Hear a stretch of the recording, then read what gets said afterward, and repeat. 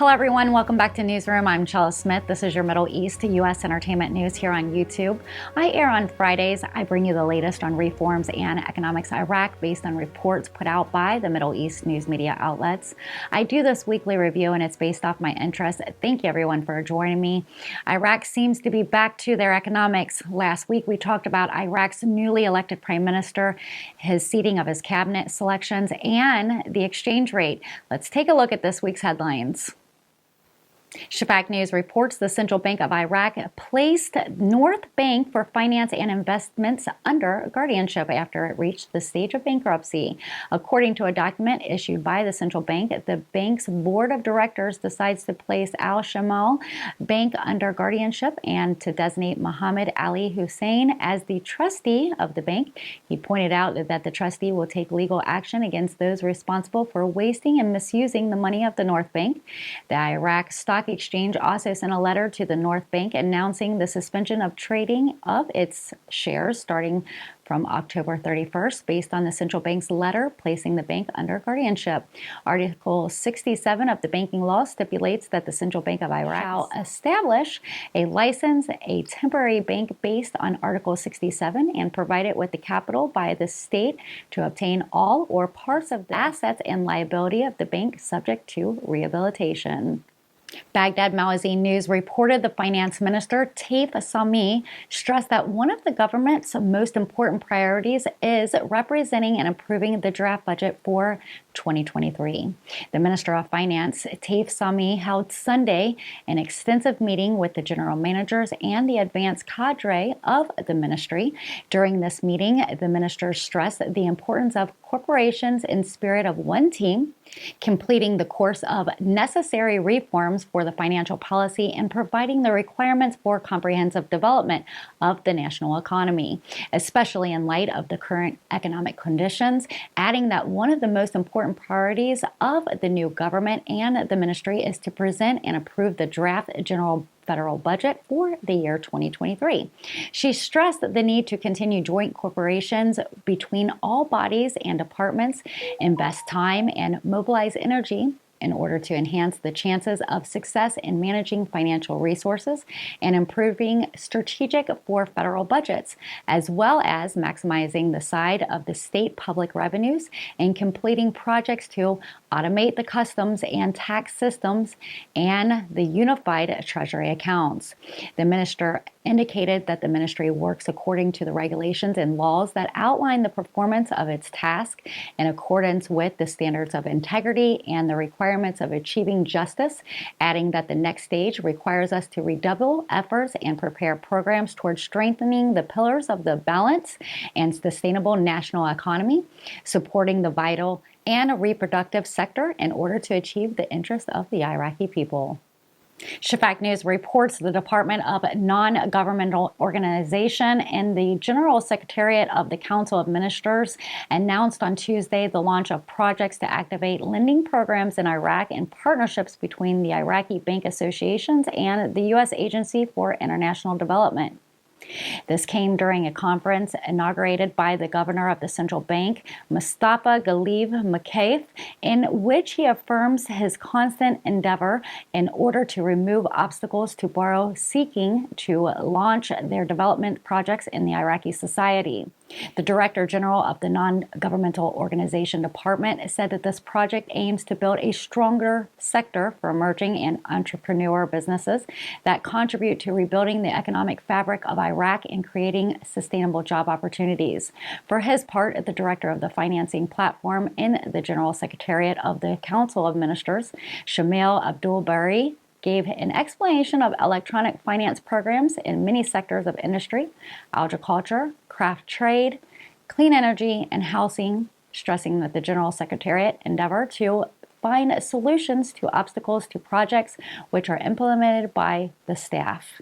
Baghdad Obsolist reports the International Monetary Fund reports on growth prospects for the Middle East and Central Asia, showing surprising expectations for the next 10 years, which includes the 10 fastest growing Arab economies in 2023, after Iraq ranked first in the ranking of the fastest growing Arab countries during 2022, with an expected growth of 9.3%, followed by Saudi Arabia as the fastest growing country within the group of 20 with a growth of 7.6%. The status of the list changed completely for the next year. The fund expected that the overall growth rate of economies of Arab countries will reach 3.9% in 2023 compared to 5.4% in 2022. Shafak News reports the Minister of Oil announced the total exports and revenues achieved for the month of October. According to the preliminary status issued by the Iraqi Oil Marketing Company, SOMO, the total amount of crude oil exports amounted to 104,831,120 barrels, with the revenues of $9,258 billion. And the average daily quantity amounted to 3,382,000 barrels per day, and the average price per barrel amounting to more than $88.31. In the related context that the Director General of Basra Oil Company, it announced that the Basra Oil Company achieves the highest export rate during the past 3 years, as the export rate from the southern seaports for the month of October reached 3,293,000 barrels per day, with a total revenue of 102,083,000 barrels. He confirmed that the company will increase its export capabilities during the next stages in support of the national economy.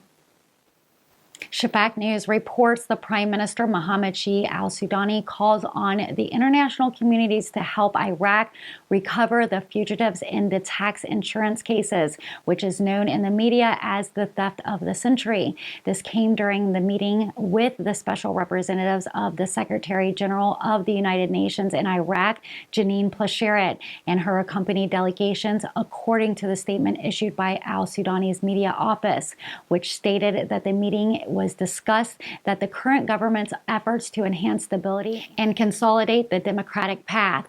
According to the statement, the meeting witnessed a review of government's plans to address the files of displaced by working to secure their return their areas after providing them with a decent life and stability.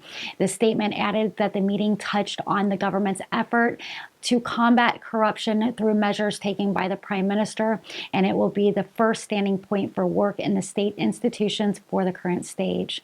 Al-Sudani said, according to the statement, that the government will activate the laws in force and benefit from the experience of successful countries in this field, and pointed to the need for Iraq to support the international communities in order to recover its smuggled money, as well as recover those wanted by the judiciary for those convicted and involved in corruption cases, especially in the case of tax insurance. For her part, Plasheret offered assistance through the United Nations program to provide training and logical support, and pointed to the efforts of the Sudanese government and its seriousness in combating corruption and its emphasis on curbing its practice. It is noteworthy that last October witnessed the disclosure of a huge embezzlement of trust funds in a general tax authority for the amount of 3.7 trillion Iraqi dinars, $2.5 billion US, and according to the Integrity Commission, the case is still under investigation to reach all those involved.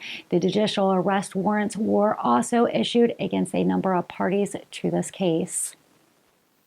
And you've been watching Newsroom Weekly Review. I'm Chella Smith, your Middle East U.S. entertainment news on reforms and economics Iraq. I bring you the latest Dinar news without having to keep up with all the different outlets. I'm here on YouTube every Friday, so don't forget to subscribe and turn those notification bells on. And if you like my content, give me a thumbs up. I'd like to hear more of your comments. Last week, comments were really interesting and enjoyable to read. Thank you, everyone, for all your kind support, your likes and shares. It's my daughter's birthday. Happy birthday, little lady. We are off to celebrate her day. Have a fantastic weekend. I'll see you guys next Friday. Take care.